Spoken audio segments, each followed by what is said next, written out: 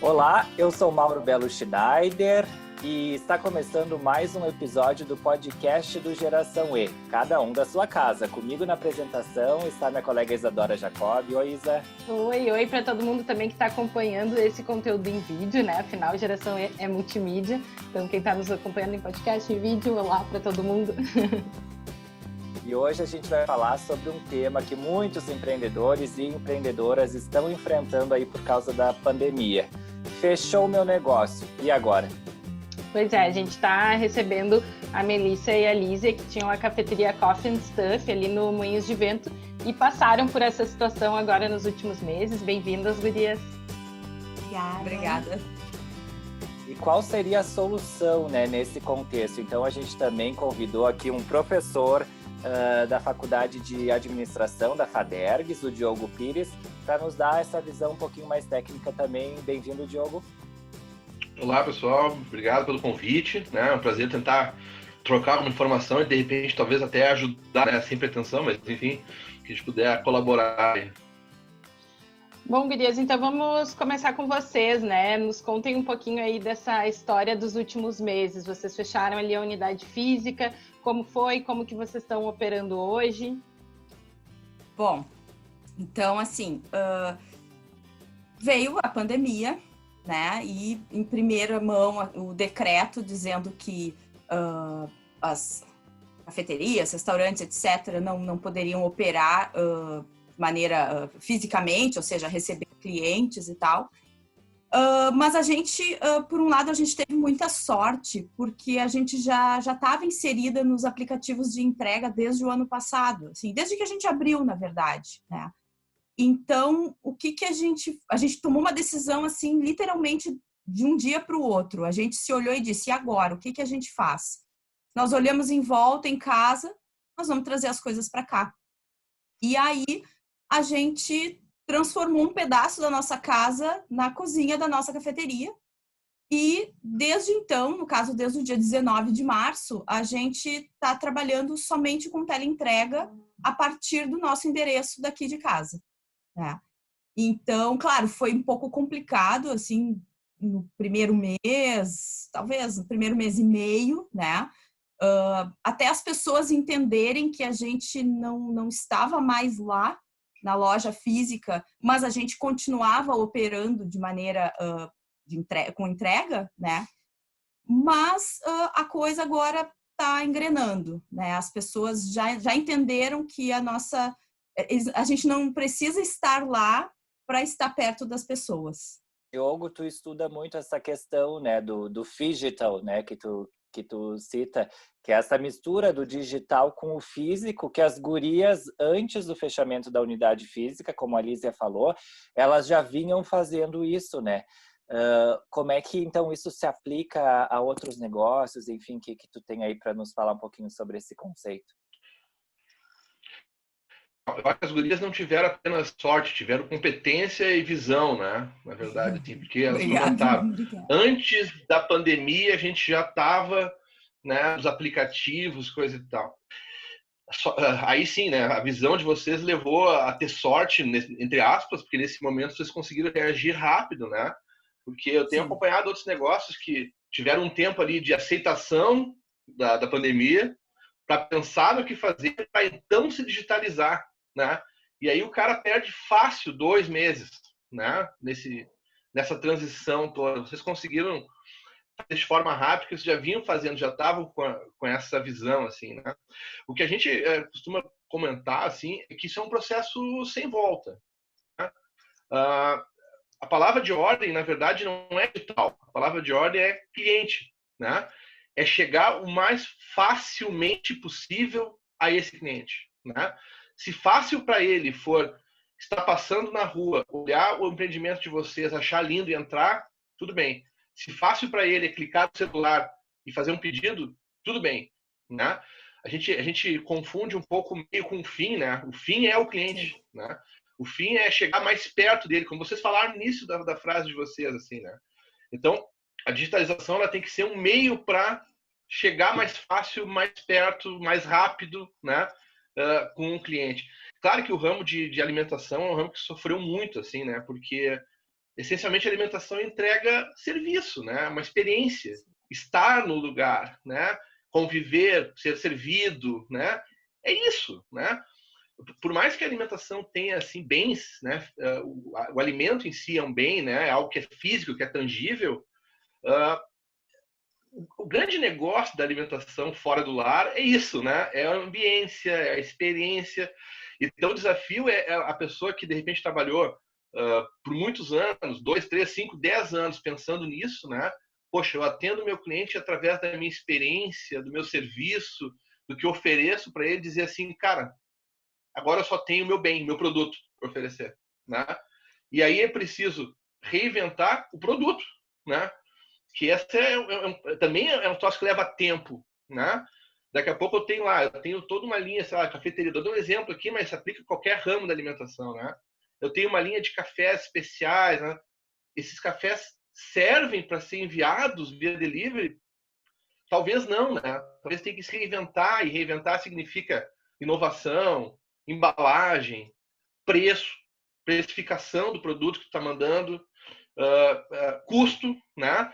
Usado dos recursos que a gente tem assim, né, de marketplace, né? Vocês devem estar provavelmente no iFood, Uber Eats, Rappi, né? Usar isso é fundamental, né? Mas custa, né? Custa, tem taxas são altas, né? Assim, nesse sentido, mas não adianta. Aí eu volto ao que eu falei no início, né? Cliente, cliente, cliente, né? Muitas vezes o cliente sabe que ele consegue chegar no site de vocês, ele sabe que ele consegue te ligar, mas é tão fácil clicar ali no iFood, já está tudo cadastrado, clique, clique, clique, vem, né?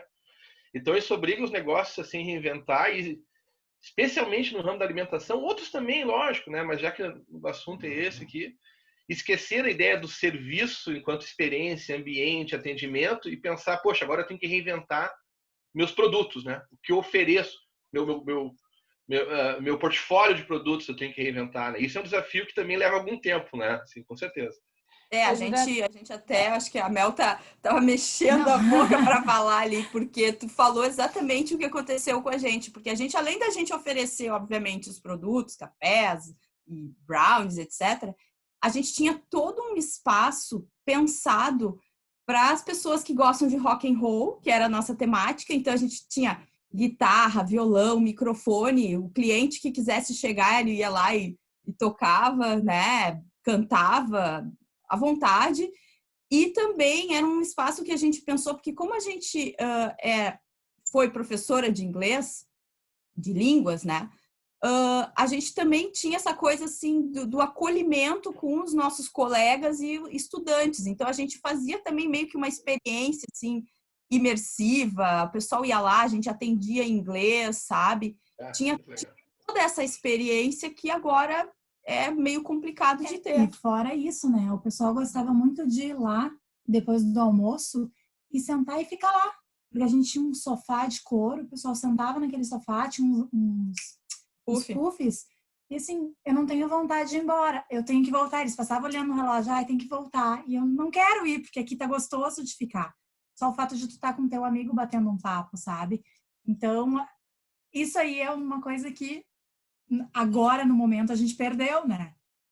Mas aí, o que vocês estão fazendo para levar essa experiência, né? Até era o que eu ia comentar antes, que vocês tinham isso, o Mauro foi lá, né, na época que vocês inauguraram, o Geração E fez um vídeo mostrando essas possibilidades, e como que vocês estão tentando levar essa experiência agora só pelo delivery? Nós estamos sempre bolando alguma coisa, né? Como o Diogo falou bem isso, a gente acabou... não digo esquecendo de jeito nenhum o serviço, mas a gente acabou focando um pouco mais no produto. Uma coisa que a gente fez e que atende ainda esse público dos estudantes e tal, a gente criou um kit que se chama Cookie at Home. Então, assim, a gente entrega para o cliente um pacotinho com um pré-preparo das cookies que a gente vende aqui na cafeteria. Então, vai junto um desenho, né? Qual é o objetivo? O objetivo é, normalmente acontece muito, o professor faz uma aula, uma cooking class, uma aula de culinária com um aluno utilizando aquele material. Então, a gente manda todas as instruções em inglês, né? E a gente instrui também o pessoal, os alunos a nos enviarem a foto dessa cookie que a gente manda, assim, para eles colorirem e tal. E um pouco disso, assim, né? E a gente criou também kits, por exemplo, a gente tem o food porn, né? Que é um kit de brunch, temos kits de presente. Então, assim, a gente não focou especificamente nessa experiência que a gente proporcionava antes, mas a gente está tentando proporcionar outras experiências. E também tem assim, ó, uma coisa interessante que aconteceu a semana passada. Um cliente nosso estava de aniversário e o pessoal da agência dele entrou em contato com a gente e disse assim, o que ele gosta? Aí nós, ele gosta disso, disso, daquilo. Então eu quero uma caixa com tudo isso que ele gosta. Nós, ok, beleza. Inclusive, bebidas que ele tomava lá, tipo, como fazer a bebida? Tipo, o que eles levaram? A prensa francesa, o medidor, essas coisas todas. E pegaram 2 cafés, que a gente vende o grão ou moído, se tu precisar. Tá. E ele, quando chegou na casa dele, ele me mandou uma mensagem, juro por Deus, ele tava chorando. Ele disse assim, ó, eu tô dentro do Coffee and Stuff. Sabe? Eu tô comendo aqui, eu tô bebendo e eu tô com a sensação de que eu tô sentado no sofá de vocês dentro do Coffee and Stuff. Foi o melhor aniversário que eu já tive. Foi o melhor presente que eu ganhei. Foi muito legal, sabe? Assim, saber que a gente conseguiu levar um pouquinho daquele ambiente da cafeteria para casa dele, sabe? E, Diogo, tu acha que essa coisa que nem as gurias, né, fizeram, que agora elas estão trabalhando de casa, né? Tu acha que o empreendedor ele tem que ter essa sinceridade com os clientes de dizer, olha, a gente fechou a unidade física, agora a gente está fazendo as coisas de casa? Ou tu acha que tem que ter um certo cuidado também para que as pessoas não pensem assim, não perca a credibilidade, né? Assim, na forma como é feito, são feitos os produtos, enfim. Primeiro eu queria comentar, né, a experiência que elas tiveram ali, que é muito legal. Porque, percebam, né, o que está por trás ainda é a experiência e ainda é o serviço. Só que agora vocês não entregam mais a experiência, vocês entregam um produto para que a experiência aconteça, né? Isso é muito legal. Isso indica, no mínimo, um outro caminho, né? Um outro segmento aí a ser atendido. É muito interessante. Agora, respondendo um pouco a tua pergunta, Mauro, eu acho que tem que ter certas ressalvas para essa história de estar em casa, né? Eu acho que não estar numa loja comercial, portões abertos, ok, né? Mas é preciso ter certas ressalvas, assim, especialmente na alimentação. Porque a alimentação tem toda aquela questão da higiene, da vigilância sanitária, né? Então tem que ter um certo cuidado, assim. Eu acho que não tem problema dizer, não estou com a loja física, estou com uma operação só de delivery, ou focada nisso, né? A gente tem aí o fenômeno das dark kitchens, ou ghost kitchen, né? Seria aquela ideia de uma cozinha feita só para deliveries, né? Está crescendo. A gente tem, por exemplo, aí a Delivery Center, né? Que é um lugar só para isso. Está surgindo um outro no Quarto Distrito ali também só para isso, ou seja, várias cozinhas, uma central logística. E eu acho que o consumidor, se o mais antenado já não acharia ruim, não se preocuparia com isso, depois da pandemia muitos vão achar isso muito tranquilo, né? Muito tranquilo. Mas é claro que tem que ter cuidado, assim. Eu não vejo problema que é diferente, né? Tu mostrar que é artesanal, que é cuidadoso, que você mesmo faz as coisas, é uma coisa. Mostrar que está necessariamente em casa, sem estrutura, na cozinha, é um pouco diferente. Eu acho que tem que ter um cuidado, sim, né? Não quer dizer que não possa ser artesanal, mas com um certo cuidado, assim, sabe? Então, na hora de gerar conteúdo, poxa, é toquinha, é luva, sabe? É uniforme, essas coisas que mostram cuidado, assim, né? Que a alimentação precisa, eu acho. E é claro que as gurias desde o início elas têm dito que isso é uma fase transitória, né, gurias? A Mel sempre falou que isso é um passo que vocês vão dar além, mas vocês têm enfrentado alguma dificuldade por causa disso? Em que sentido, assim, Mauro? Nesse período de estar tendo que trabalhar de casa, Tem algum perfil de cliente que vocês acabaram perdendo? Vocês perceberam, esses clientes aqui deixaram de vir porque agora a gente não está mais com operação física? Ah, entendi.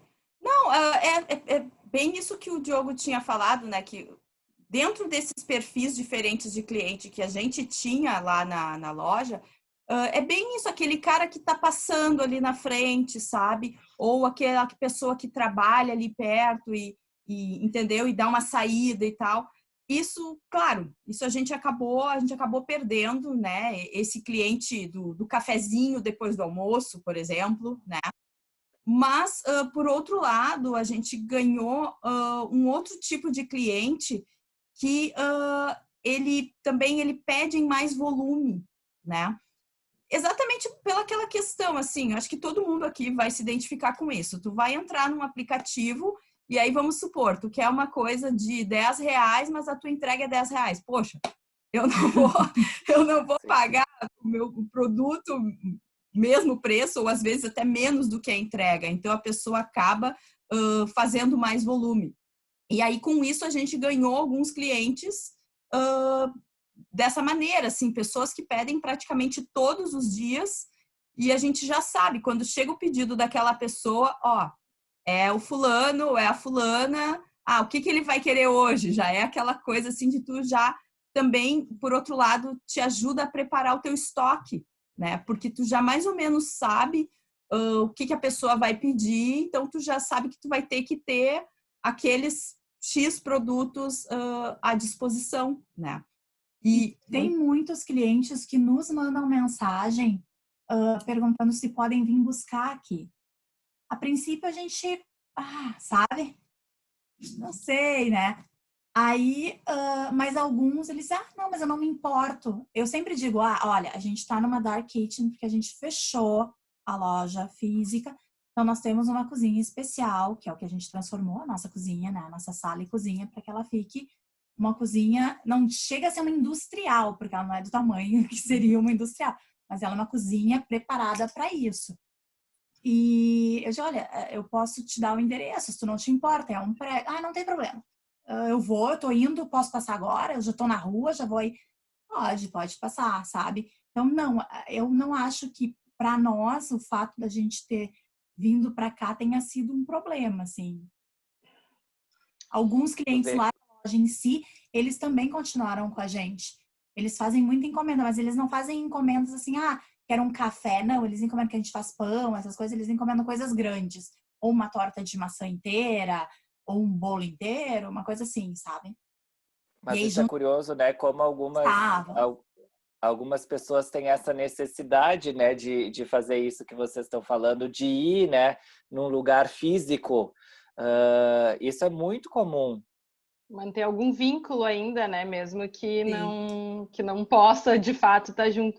Mas um ponto que eu achei interessante, ali quando vocês estavam falando dessa questão da comunicação, de comunicar isso para o cliente e do cuidado, eu queria saber como que foi para vocês também comunicarem essa questão do fechamento da loja física, assim, aí para um ponto mais até de autoestima empreendedora, né? A gente sabe que é muito sonho colocado no lugar, muita expectativa, muito trabalho.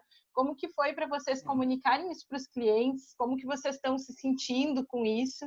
E aí depois queria também que o Diogo comentasse isso, assim, de que maneira também a gente pode transmitir essas questões e até dificuldades que os negócios enfrentam com sinceridade, mas também com esse cuidado para que o público continue valorizando e enfim, né, apreciando o trabalho que está sendo oferecido ali.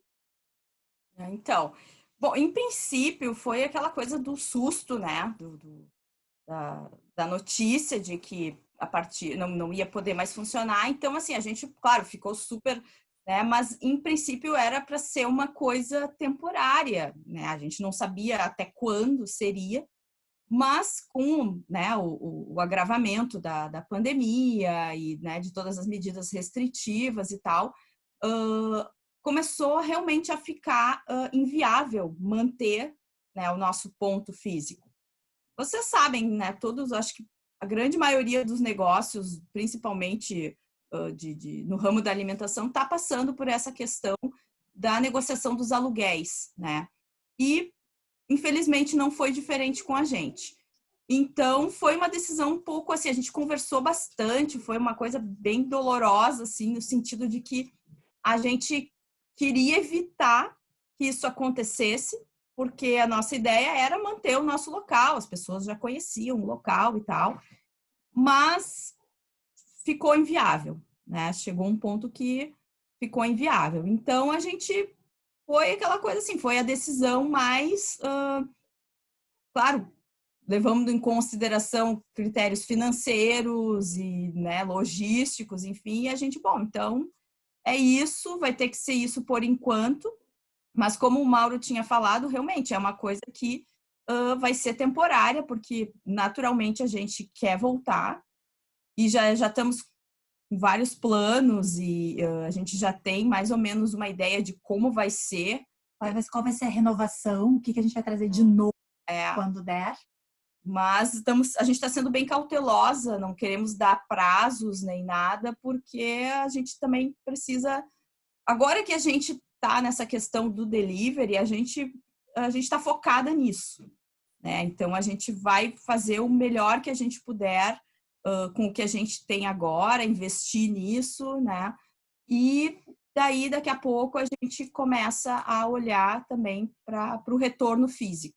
O empreendedor, né? O empreendedor tem a empresa que cria no sobrenome, né? Tu não deixa de ser o João da Silva. Tu é o João da empresa tal, né? E mais do que o executivo, o empreendedor carrega junto todo um sonho, né? Então eu sei que esse processo de desistir, entre aspas, ou mudar, ou encolher, muitas vezes, é super doloroso, né? É doloroso, mexe com a autoestima da pessoa, é bem tenso mesmo, assim, sabe? É bem tenso para o ser humano empreendedor que está por trás do negócio, né? Envolve pessoas, envolve famílias, é super difícil, assim, sabe? É um momento bem complicado. Mas, ao mesmo tempo, né, o que mantém o empreendedor é a vontade de fazer as coisas acontecerem, né? É o sonho. E a grande dificuldade do empreendedor é saber a diferença entre resiliência e teimosia, né?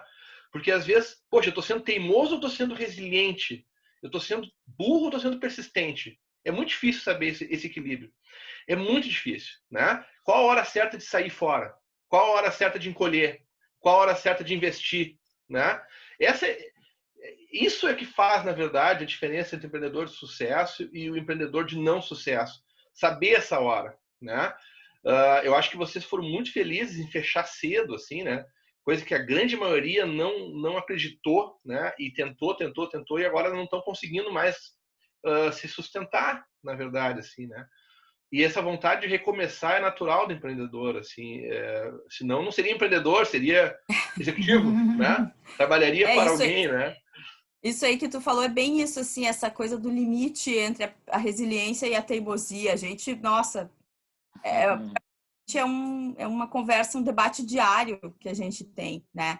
E essa coisa do fechar, né? Realmente, também a gente conversou muito sobre isso, tipo, mas não é muito cedo, e a gente vai fechar, e aí o que vai ser, né? Mas, assim, a gente tem que tomar uma decisão. Tem que, não adianta, é um risco e tu vai sempre tomar risco. Então, vamos lá, Sim. Vamos investir naquilo que a gente acredita, né?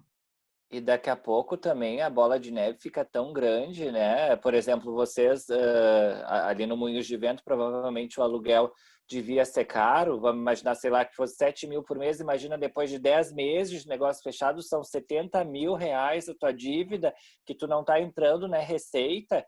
Então, Exato. Daqui a pouco tu começa a ficar doente por causa dessa dívida. E vira uma bola de neve gigante. E é isso que está acontecendo com muitos, assim, né? Como a gente teve essa lucidez de entender isso, sabe? Tipo, não. E a questão não está sendo até, eu vou isentar um pouco os empreendedores desse lado, porque o pessoal está fazendo o que pode. Mas está sendo muito difícil pela parte dos proprietários dos imóveis, porque eles estão em negação. Eu não tenho outra palavra para dizer isso, sabe? Eles não estão conseguindo compreender que se tu não tem faturamento, como é que tu vai pagar o aluguel? Sabe? Então, é uma coisa assim que eu não sei o que eles acham, que pandemia veio e, ok, a gente migrou do físico para o digital, mas a gente continua faturando a mesma coisa. Não, quem dera, sabe? Mas Sim, não até é porque assim. os clientes também, tá todo mundo mais receoso, né? As pessoas estão consumindo um pouco menos de maneira geral, fazendo mais coisas em casa, então também é complicado por isso, né? Imagina assim, mesmo quem continua com seu espaço físico não vai estar vendendo a pleno vapor nesse momento. Com certeza. Até porque as pessoas têm que ficar em casa, né? Aquelas pessoas que compravam passando não estão na rua, que provavelmente respondia por grande parcela, né, do faturamento. Exatamente. É importante salientar, eu tenho acompanhado alguns números da Brasel, né? E eu não vou precisar agora, mas parece que o faturamento de quem faz takeaway, ou seja, tá com a porta fechada, né? Mas permite que o consumidor vá lá, pegue para consumir em casa, é em torno de 20% do que fazia, né? Isso quem ainda consegue, quem está em shopping não consegue fazer takeaway, né? Quem está na rua consegue. Então tem um faturamento em torno de 20% do que era. E o problema do delivery é que, como qualquer negócio, ele tem uma curva, né? Então todo mundo está na curva de introdução. Todos os deliveries que abriram com a pandemia, eles são iniciantes, né? Uhum. Introdução, crescimento, maturação. Lembra dessa ideia do ciclo de vida do produto? Né? Acontece também nesse caso. Todos que abriram agora estão na fase de introdução. As vendas estão baixas porque não tem público formado ainda nessa modalidade, né? E o lado nefasto da pandemia, assim, que realmente prejudica o empresário, é a incerteza de quando vai abrir. Exato. Se tivessem dito em março, ó, vamos reabrir com 100% de certeza em agosto, seja o que for. Ah, ok, né? Ok, né? O cara vai atrás de financiamento, se resolve. Mas essa ideia de vai abrir, não vai, abre, agora abre, fecha, isso aí realmente prejudica demais. Eu tenho acompanhado o caso de gente que, quando reabriu na bandeira laranja, chamou funcionários, fez estoque, não sei o quê, pum, 2 semanas depois fechou na vermelha. Né? Então, exatamente, a incerteza é o pior cenário para o negócio. Né? Então, gente, agora para encerrar, queria começar pedindo aí para Mel e para Liz deixarem uma mensagem final para outros empreendedores que, no fim, está todo mundo no mesmo barco, né, gente? Todo mundo sem saber o que fazer, mas para aquelas pessoas aí que estão na dúvida aí de como agir, que as contas estão chegando, que está ficando difícil de pagar o aluguel, os funcionários. O que vocês têm para dizer aí dessa experiência de vocês, que vocês fecharam, estão funcionando por delivery? O que vocês têm para dizer para as pessoas? Primeiro de tudo, eu acho assim, ó, tu tem que pensar que tu consegue, tem que pensar e acreditar no teu produto e no que tu tá vendendo. Acho que é a primeira coisa, assim, sabe? Agora, Lízia. Não é fácil, né? Quem disser que é fácil tá mentindo descaradamente, deveria ser preso por isso, né? Mas, assim, tem que ter, como o Diogo falou, resiliência e um pouco de teimosia também, né? Essa questão das contas, ela é muito, muito complicada, principalmente porque desde que começou a pandemia veio toda aquela questão de o governo vai ajudar com financiamento disso, financiamento daquilo. Muito difícil conseguir, tá? Isso não é uma coisa muito fácil. Inclusive nós conseguimos, né? Mas assim, depois de 3 meses tentando várias linhas. E no caso, assim, para tu pegar um financiamento desses, tu tem que estudar o que tu vai fazer. Tu tem que já ter em mente um pouco, tu tem que ter um planejamento de e agora, o que eu vou fazer e qual é a minha perspectiva para o futuro. Né? Então, eu acho que, como a Mel falou, primeiro de tudo, acredita naquilo, né? E depois investe no que tu acha que vai dar certo.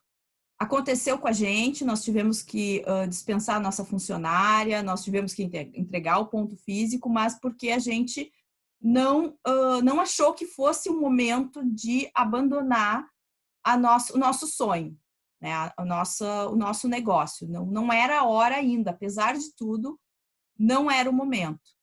E é o que a gente está fazendo. Né? Então, eu gostaria, assim, se eu pudesse, né, dar um conselho, né, para alguém, seria isso. Acredita, né, como a Mel falou, acredita no que está fazendo e assim, vai ter que te arriscar. E pensa sempre assim, ó, cada venda, a mínima que seja, é uma vitória. É verdade. Diogo, e compartilha agora tu uma dica com a gente para os empreendedores aí que estão nessa situação, frente talvez a essas adversidades da pandemia, o que eles podem fazer? Queremos uma dica tua também. Eu acho que o caminho que as gurias apontaram é fundamental, né? É acreditar no produto, acreditar no que tem a oferecer, né? E esse é o ponto-chave. Se não tem nada a oferecer, aí, né? Se tu realmente não tem algo que se diferencie, que seja especial, né? Que atrai as pessoas pelo teu produto em si, tu fica de mãos atadas, né? Quando tu só vende conveniência, por exemplo, não tem nada mais para vender, né? Não tem um produto diferenciado, algo atrativo para as pessoas, e perde essa conveniência em função da pandemia, tu fica sem ter muito o que fazer. O que elas fizeram foi fundamental, né? Foi se reinventar nesse sentido, reinventar a sua portfólio de produtos, seu mix de produtos todo, né? Eu acho que talvez seja o primeiro passo, é pensar assim, olha, o que eu posso fazer que sirva para o ambiente online, né? O que serve? Eu tenho certeza que tem coisas lá que elas faziam muito legal e que não levaram para o ambiente online, porque não tem como, sabe? O ambiente online ele tem suas limitações, né? Mas eu acho que são duas grandes dicas, assim, né? 3, talvez, né? A primeira delas usa tudo que existe em termos de recursos disponíveis, né? Plataformas de marketplace. Eu gosto muito da analogia do anzol, né? É muito legal tu jogar um anzol na água, pegar um peixe, jogar de novo, pegar outro peixe. Gosto de puder jogar 3, 4, 5 anzóis, né? A tua resposta vai ser melhor.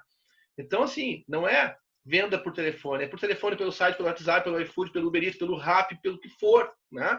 São anzóis na água. Quanto mais anzóis, melhor. Lembrando que eu falei no início, o consumidor, ele é, entre aspas, né, preguiçoso, né? Ele quer a conveniência de, o que for mais fácil. Talvez para o Mauro seja mais fácil o iFood, talvez para a Isadora seja mais fácil o Rappi. Então, nós temos que estar em todas, né?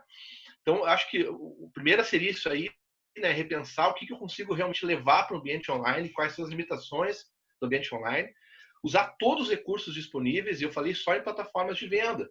A gente tem aí uma série de recursos interessantes. A gente tem, por exemplo, empresas que vendem cards para fazer postagem em rede social. Né? Um exemplo assim que chega a ser meio maluco, né?